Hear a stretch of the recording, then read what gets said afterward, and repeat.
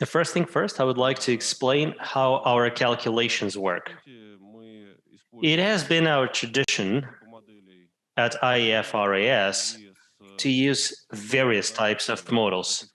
However, given the relatively high level of heterogeneity of Russian economy and significant differences in productivity,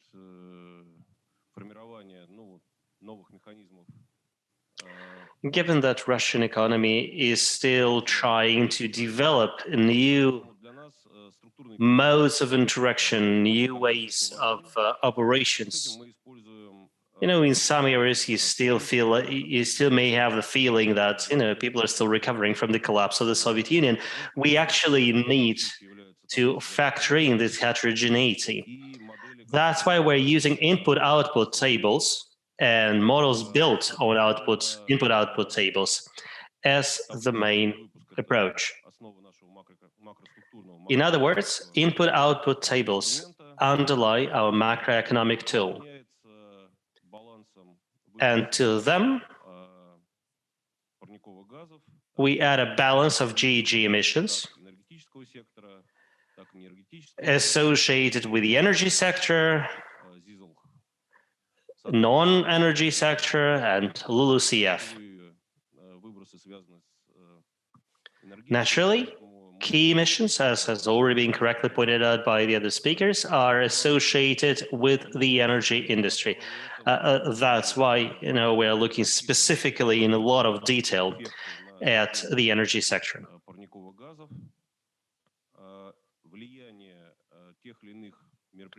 And also, we are factoring in climate policies and their potential impact on economic development of individual sectors, and potential impact of large-scale measures.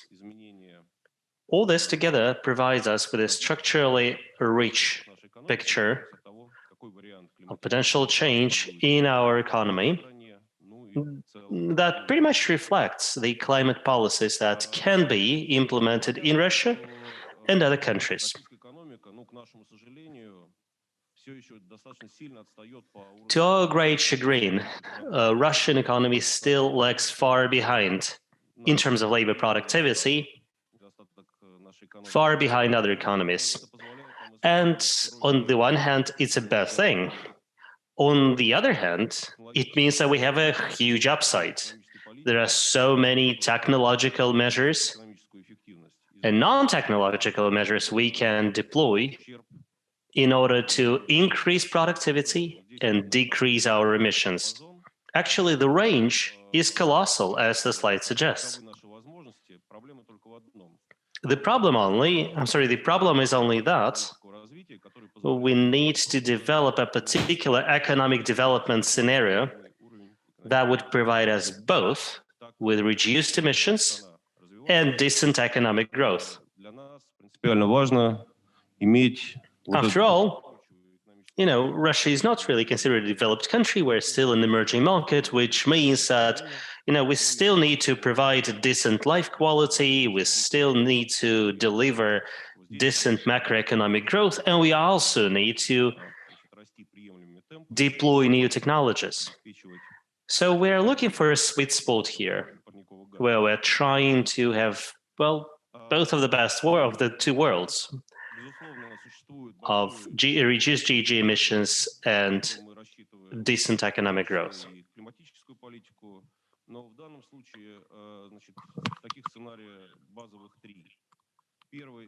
Oftentimes we use more scenarios, but for these purposes we're using only 3 scenarios. One is BAU, business as usual, and this is a scenario where we stick to the current trends of the Russian economy. The second one is the aggressive scenario, and the priority there is made, or focus is made, on reduction of GHG emissions above anything else.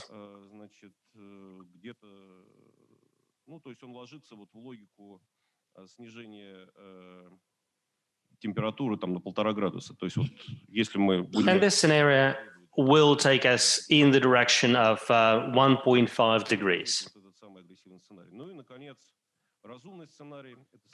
And there is also the sensible scenario,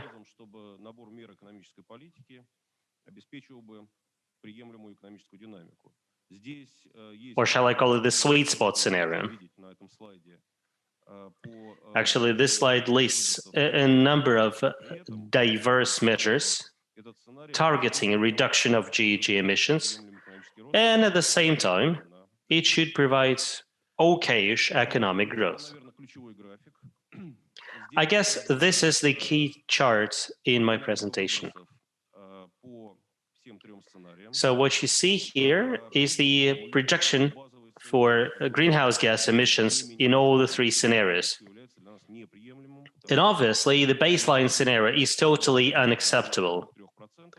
You know, if indeed this economy shows growth rates of 2.5% and above, it will mean that, around 2030, 2035, Russia will no longer be compliant with Paris Agreement's requirements. And as Alex has correctly pointed out, given the huge drop compared to 1990 after the collapse of the Soviet Union, these targets are not very ambitious.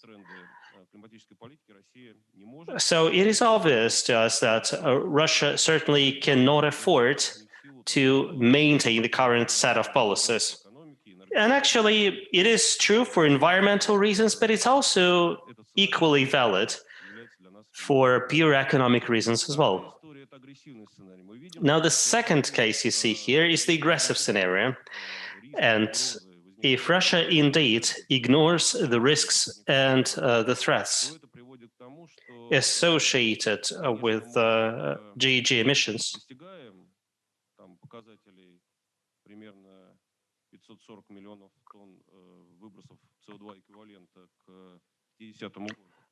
no, I should probably reword it.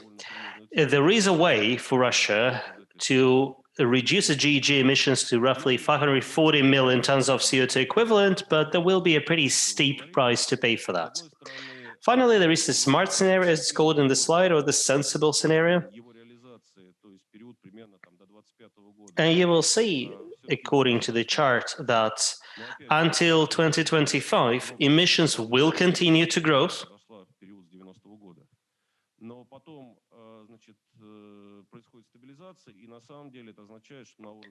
But then they will plateau, meaning that by, say, 2030 and by 2050, we will stay compliant, not just with the Paris Agreement ambition, not with, say, 70% out of 1990 figures, but say 60%. So we will be compliant with more aggressive targets than the relatively non-ambitious targets for Russia contained in the Paris Agreement. So in the baseline scenario,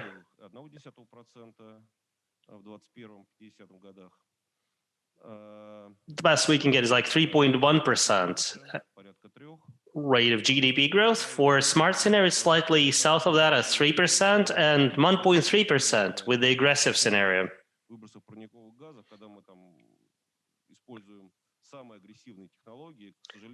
Now, the aggressive scenario, relying on obviously very aggressive tools for reducing emissions, will be great news for the environment, but I'm afraid it's such a steep price, economically speaking, that this country will not be able to pay it. But if you look at the bottom graph,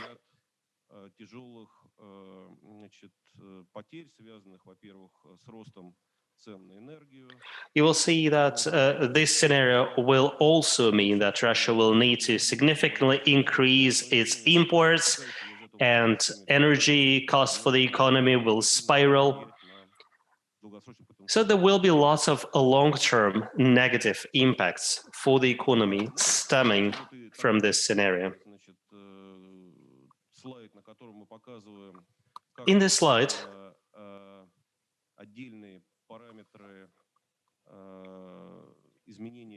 We're showing how individual changes in technology and in the structure of the economy will impact GHG emissions. So this actually shows, deltas if you compare different scenarios. The logic of our calculations is such that we are trying to paraphrase each and every technology as a set of industrial scenarios or industrial narratives. Очень важный момент, который мы дискутируем у нас и в стране, и я думаю, что и с нашими европейскими коллегами. Now, this is something that is very hotly debated in Russia, and I believe this is something we're going to discuss with our European partners a lot as well. Like I mentioned, Russia is an emerging country, is an emerging market at least, and it does lag behind in terms of application of a broad range of technologies.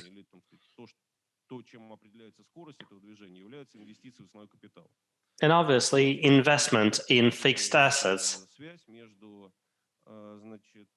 derives, how fast we are catching up or not catching up with, say, European countries in certain industries.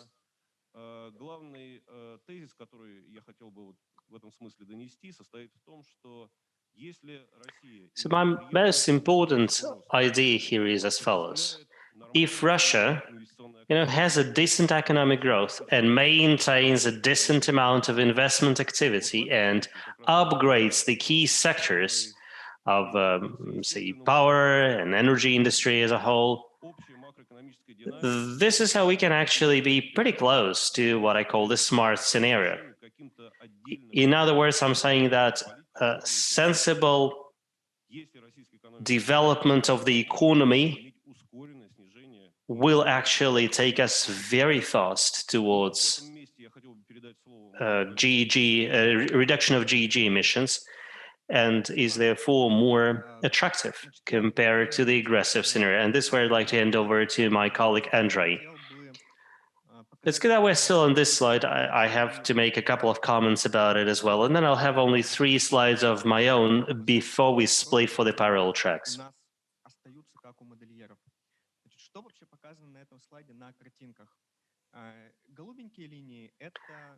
Now, the light blue curves show specific energy consumption in some industries, particularly the energy-intensive industries, while the dark blue ones show approximation,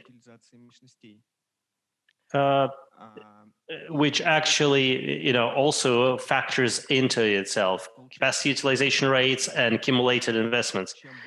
So note that both are in fact detracted from this approximation.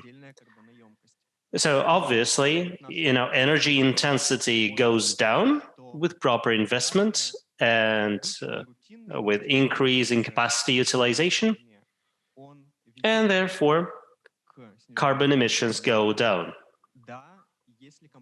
which makes a lot of sense, right? When corporations have their own programs for improving their energy efficiency, simply deploying these programs will have an impact on emissions. However, if the economy as a whole doesn't have enough growth, doesn't generate enough investment, we will not be able to deploy as many technological changes as required. And this is what makes us concerned in the aggressive scenario, because the aggressive scenario is associated with much slower economic growth, thereby making less amount of money available for investment, thereby effectively meaning that there will be fewer upgrades. And all the improvements in terms of reduction of GHG emissions will be more costly. In this country, we have a program of so-called capacity provision contracts, DPMs in Russian. And the way it is designed is such that companies building new capacities, new generation units, are pretty much guaranteed a certain level of return. Under this program, both CHPs and nuclear power plants and renewables-based generation units are built. When, say, NPPs or hydropower plants or bio plants are commissioned like this, obviously they will replace CHPs in the structure of generation, thereby effectively reducing consumption of fuel and reducing our greenhouse gas emissions. At the same time, investment projects at the level of combined heat and power plants and fossil fuel powered plants have already and also resulted in significant reduction of specific energy use, simply because the new generation units are much more efficient. Now, if we take the amount of money received by the investors and divide it by the savings they got from those projects, we will see that nuclear power plants have been the best ones, because, they only paid like 88 euros per ton of CO2 equivalent saved, quote unquote. However, for thermal or fossil fuel based power plants, the number is comparable at 92 euros. Hydro is almost 2 times more expensive, while renewables are almost 10 times more expensive. This brings us to the conclusion that, at least in the Russian Federation, the most efficient way of reducing GHG emissions in the power industry includes upgrade of fossil fuel powered plants and NPPs, nuclear power plants. That's why we are heavy on these 2 types of changes in our predictions and projections. I mean, we are quite ambitious about construction of NPPs in Russia, as well as upgrade of fossil firing plants, while the aggressive scenario is focusing on renewables. But again, look at the cost of saved emissions provided by renewables. The cost is 10 times higher, hence the difference in the cost of energy.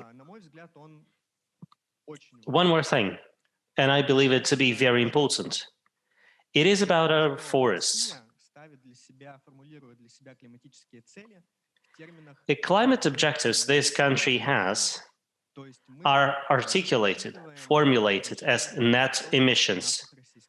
That is, Russia is taking into account the net sink capacity of Russian forests.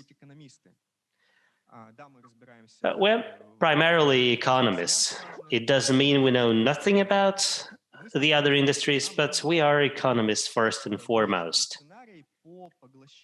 So we realized that we needed external scenarios for the long-term absorptive capacity of Russian forests. We started looking for various scenarios like this. Fortunately for us, there have been lots of studies on the subject already. But interestingly, there seems to be no consensus on the subject of the absorptive capacity of Russian forests. It's not just the absorptive capacity that is assessed in a huge range by different experts, The big problem is that there is no consensus even on the total amount of forests in this country. That's why the variability of forecasts is colossal, and at the same time, we don't have many long-range forecasts. Now, this table, for example, lists several studies in particular that we tend to rely on, and they're actually relying on the same methodology as Russian land registers and forestry registers are using, so it makes more sense to rely on them. So according to these studies, change in carbon balance or the absorptive capacity of Russian forests can go down by as much as 85%, which is colossal. See the gray line of the baseline scenario. It actually shoots skywards for this particular reason. It's not the stupendous growth of the Russian economy. It is primarily the reduction of the absorptive capacity of Russian forests that explains most of the slope. The other scenarios, including the smart scenario, are based on our assumption that, well, measures will be taken to maintain at least partially the absorptive capacity of Russian forests. However, as the numbers suggest, we don't see how we will be able to maintain it at the current level. Again, we do not consider ourselves major experts on the subject.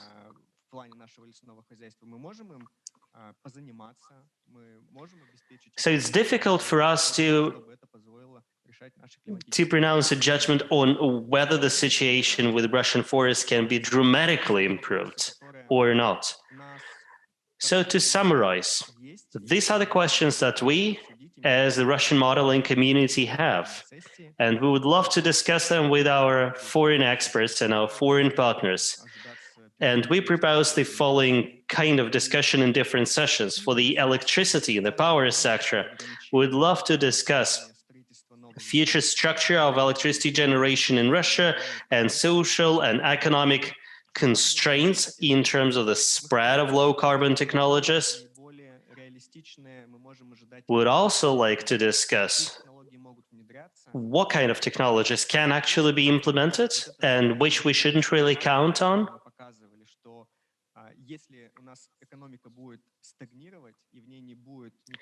Now, if the economy does stagnate, if we don't see any uptick in investment, our belief is that we shouldn't really expect the productivity of same economy to improve. This is also something we'd love to discuss. I mean, we believe it makes sense, but we would be happy to hear your feedback on the subject. Now, as regards forests, we would love to discuss the baseline trajectory. We would like to hear from you guys if you believe that the absorptive capacity will continue to deteriorate or we can buck this trend. How much we will end up spending on reforestation or afforestation projects, and is it possible for us to have a more optimistic outlook? This is it for our introductory presentation. Thank you very much for your interest. So, dear colleagues, dear friends, we have a couple minutes left to ask questions if you have any pertaining to the presentations that have already been delivered. So if you have questions, please shoot. You can either switch your mic on or first raise your hand, whichever you choose. If I may, that's Mr. Tsibulsky. Sure, sir. I'm Mr. Tsibulsky from Kurchatov Institute. Is that okay that I ask this question? Sure, sir, please shoot.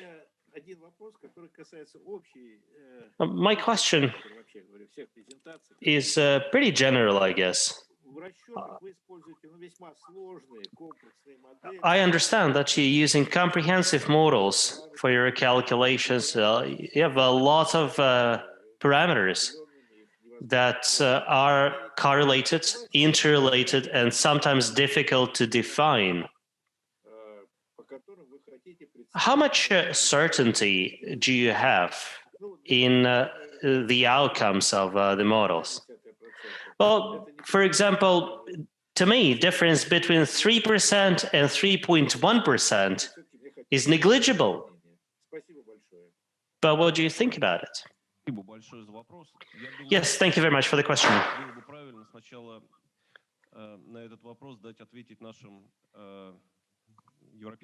I would love to invite Alex, if he's listening to this discussion, to take the first stab at this question, because we get this question asked quite often. I think it will be great if we as a community come up with a consolidated answer. Alex, would you like to answer this one? Well, how much confidence do we have in these models depends on several factors. Different models will give you different answers, and depends on also the quality of your input data. I think it's not so much a question of how much confidence do we put in these models, is how much confidence do we put in the questions that we are asking them. So it depends on the question that you ask. If you're asking the question of what will happen to future Russian greenhouse gases, I would reply by saying, well, it depends. What are your assumptions? How do you think that the Russian policy environment is going to change in the future? It is all very much dependent on policy. Without policy, it's most likely going to continue on current trends. So if you put a high carbon price, you get very low emissions, as we've seen. But the question here is not so much how much confidence do we put in this, is how do we see the future unfolding? How do we see the climate policies being embraced in Russia, and how much do we see the private sector and the public sector making efforts to reduce emissions? How much this is valued and how much this is considered to be important? I think that is one major question that needs to be answered. Once you have an idea of where the effort will go, then you can design scenarios and ask questions of your models that will help you see how you can then implement these policies, these efforts in a way that minimizes cost, that also produces economic growth. I think that particularly with the question of economic growth, there are a lot of assumptions in these types of models that usually mean that you will see a loss in GDP if you're not careful in how you design your scenario. So it very much depends on what question you're asking. And I would be very reluctant to give a broad answer on how much do we trust these scenarios. It depends on your question. I think it's more of a constructive approach to take here. Yes, thank you very much, Alex. I understand the question is pretty general as it is. And to represent, the Russian modeling community, let me take a stab at the same question as well. As our teachers used to say, a forecast should not be confused with a prediction.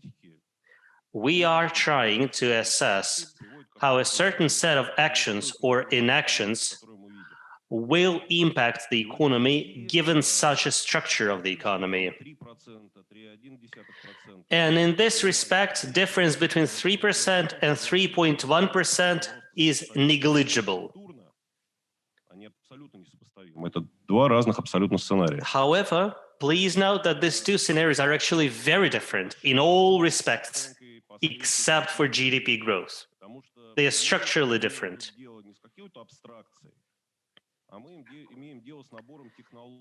Again, we are looking here not at an abstract notion of climate change, but indeed we are looking at specific technologies which we can describe using macroeconomic tools such as value added, costs, deltas in revenue or profits, and so on. And it is a pretty comprehensive set of technologies we're looking at like this. So the results we come to are primarily qualitative, not quantitative. The baseline scenario, where we do not change anything in terms of our climate policy, is unacceptable, both for the international community and for Russia. Well, because for the baseline scenario, we will effectively be ignoring our own commitments and, well, the expectations of the whole international community. On the other hand, the most aggressive scenario will effectively mean shooting ourselves in the foot and undermining our capability to contribute to climate change or climate change mitigation and pursue other objectives we have as a country. So the question we're effectively trying to answer here is what kind of scenario will enable us to best balance the objectives of economic development with the objectives of climate change and adaptation.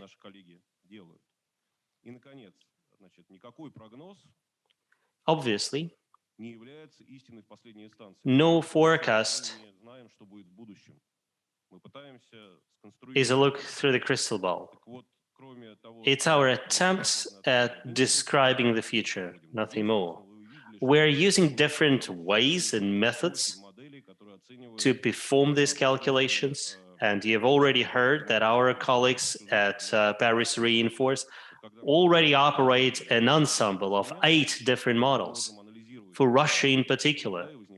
And this is precious, because when you have a system of models or a group of models, you do get more comfort and more confidence in what these models are showing, particularly if they're consistent. Thank you. All right, I see we have 2 more questions. I see hands raised by Dirk Jan and Mstislav. Dirk, would you like to start?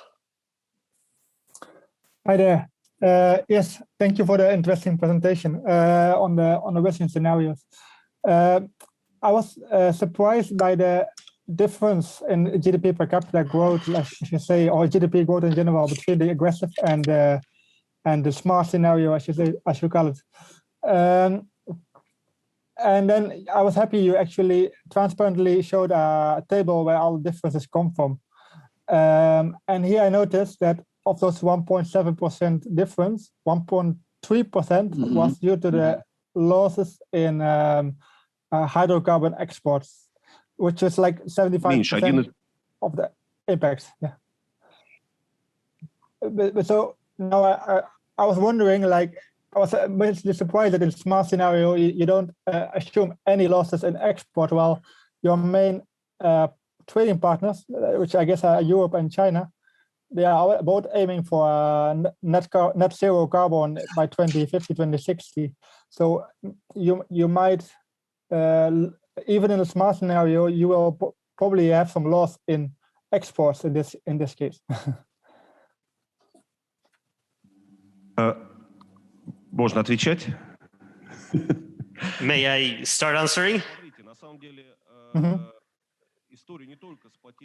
Well, it's not exclusively about a loss of hydrocarbon exports. It is also about rapid-fire deployment of renewables and other aggressive energy-saving technologies. And the biggest problem we have here is that we do not have these technologies. Such an aggressive scenario would actually mean that we have to step up our technological imports considerably, and combined with the reduction of demand for hydrocarbons, which is actually part of our smart scenario, it will result in devaluation of the ruble. This has been our thinking. We will have to spend much more purchasing foreign technologies, and at the same time our exports will jump off the cliff. So we'll have to actually devalue the currency. And that's where I guess most of the difference comes from. We believe that we first need to modernize the economy. We need to imbue the current economic engine, quote unquote, with the new technologies so that, well, we can actually deliver more with our own technologies. So this has been the logic behind it. We believe that the biggest problem we have with the aggressive scenario is our dependence on technological imports as opposed to reduction of hydrocarbon exports. Indeed, in the smart scenario, our logic is as follows. We make this assumption that we will be leveraging the capabilities of our power industry while continuing to fire gas, oil, even coal, but clean coal, and it will be using fossil-based fuel, but mostly in a cleaner way. Coupled with other measures, it will result in reduction of emissions and will at the same time support homegrown technological development. This way, we'll have adequate efficiency levels in our economy. Eventually, it will enable us to switch more towards the aggressive scenario. It just won't happen as fast as in Europe. A minor clarification, Darkyan. In our presentation, we have a pretty large table, and this table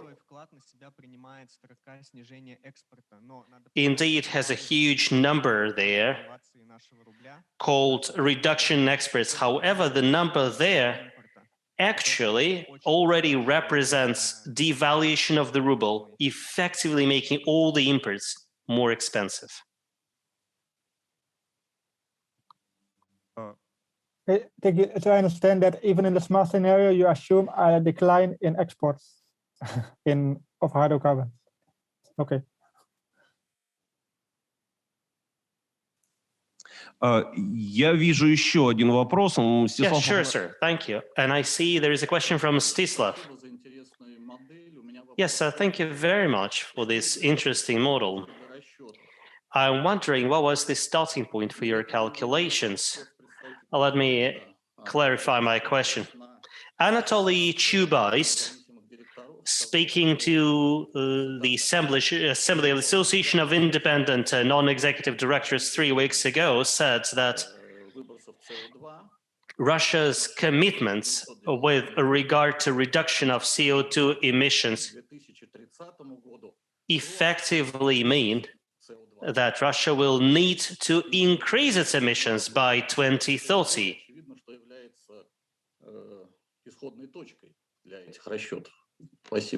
Ну, да, большое спасибо за вопрос. Thank you very much, Mstislav, for this question.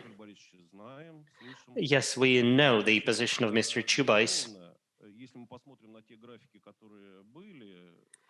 And if we look at the charts again, I'm not even sure I need to show them. You all know those charts, right?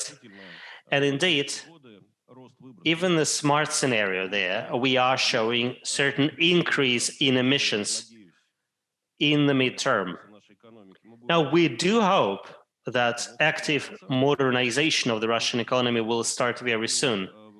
Hopefully, it will give us the opportunity to grow at like 3% rate. And, you know, given what we have been seeing in this economy for the last 30 years, it's not a guaranteed type of growth, but this is something we've been long waiting for. However, our modeling shows that, you know, with this kind of assumption, we will start seeing a reduction of our emissions around 2030 because of the structure of our power sector, because of the structure of other sectors. Now, the starting point for 70% calculation is obviously 1990 levels. But I guess you're asking a slightly different question. You're asking the question of whether it is ambitious or not. And I would like to answer this question differently. We believe that we can actually be more ambitious than this target However, we want the industry, and particularly the power industry, first to prepare for a more ambitious target. If I may real quick answer your question, Stislav, I think it is a very important question.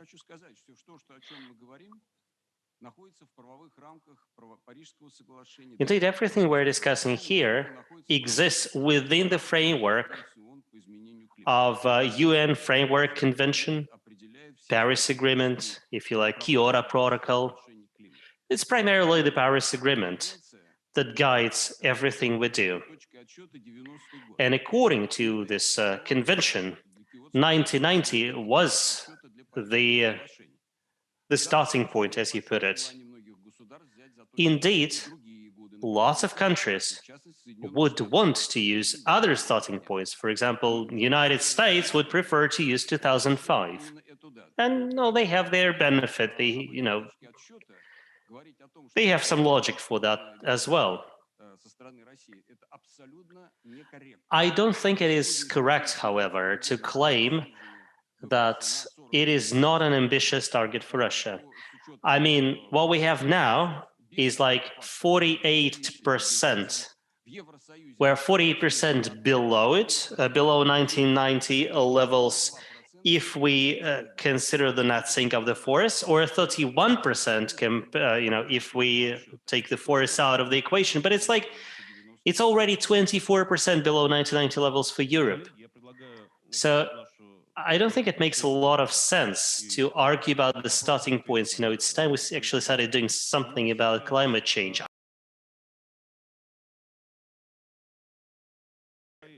I see Ajay Gambhir raising his hand. Sir, the floor is yours.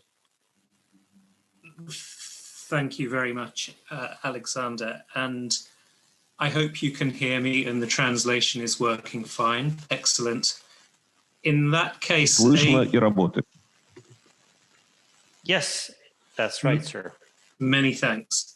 So a general question, which would be either to our colleagues in IEF RAS or the other gentlemen who have just spoken. I'm very interested in the economics of nuclear power and also renewable power generation in Russia. And it was quite striking in the presentation from Andrey and Alexander how different the economics of renewables and nuclear are in Russia at this time. There's, as you are aware, a lot of interest and excitement in the falling costs of renewables in many countries across the world, solar photovoltaics, onshore wind, even offshore wind. But in some countries, we haven't seen that economic miracle, if you like, in nuclear, although we recognize that nuclear has proven much more expensive in Europe and the US compared to countries such as Russia and China and perhaps even India and elsewhere. So I would be interested to understand your reflections and views on why nuclear continues to be so cost competitive and whether that situation will continue given the gains we're seeing from renewables. Thank you. Oh, thank you very much, Ajay. It's indeed an interesting question. Actually, I should probably mention that this is something that we are studying for the Russian economy in particular, but we are also collaborating on this subject with our partners from IEA, and we're doing some studies for other countries. Now, what works for Russia, obviously, is that we have the full cycle. I mean, it's totally vertically integrated inside a single country. And yes, we do have military applications for this stuff as well. And this helps offset some of the expenses. And note also that, whenever we conduct NPP projects, we don't have to rely on imports. We're using Russian software, Russian hardware, Russian raw materials. So this is where most of the cost efficiency of Russian PV projects coming from. I'm not saying these projects are cheap; they obviously aren't, and I'm not entirely sure that we are good at calculating decommissioning expenses, because we haven't had many decommissioning projects so far, but we will have some soon. Particularly, there will be one close to St. Petersburg. But we're quite comfortable with our cost efficiency calculations for NPP. It's the flip side of it with the renewables. Russia has not had experience with the renewables for a long time. And as has happened with a number of other technologies, Russia is lagging far behind the rest of the world in terms of renewables. I mean, we do have some solar panels, and we actually have even some solar panel manufacturing, but it's peanuts. We mostly depend on imports. Imports are so high that during the time of the lockdown, lots of renewables projects actually came to a grinding halt because we didn't have the hardware. But even more importantly, the wetware wasn't available either. I mean, the people who would be able to install them, to teach the operators to operate the equipment, they were also foreigners, and they couldn't come to Russia. So if we want to expand the share of renewables from 2% to any sizable number, we'll have to pay through the nose for that. This will be primarily imports, and trading, for example, nuclear power plants for RES would hinder the Russian economy, I guess. I'm not even sure we need to replace much of fossil firing power plants with renewables at this stage quickly. Please don't get me wrong. I'm not saying it's a bad direction for the Russian economy. I do agree renewables have got to play a more important role in the Russian Federation. It's a huge country after all. We have regions where conventional generation makes very little sense. This is true for the Russian Far East. This is true for the Arctic region. This is true for the regions neighboring China. All these regions, as well as some maritime regions, would certainly benefit from renewables. I'm just saying that we may be better off waiting a bit more for the prices to fall. Thank you. Ajay, if I may quickly jump on the same bandwagon here. I think it's a great example of an area where our cooperation can be useful. Because global modeling, you certainly know how global modeling works. Global models do differentiate between some regions, but they don't tend to be very granular. They don't have much insight into the peculiarities of specific regions. Now, if I remember correctly, in terms of LCOE, usually NPP, it is $8,000 to $12,000 per kilowatt of installed capacity. The actual numbers in Russia are well below that. So please join the power discussion. We are going to talk about specific numbers we are seeing in Russia, about the real figures, in fact. So I think this is a great area for collaboration, and I'm inviting you to continue this discussion in the parallel track on the power sector. Thank you very much.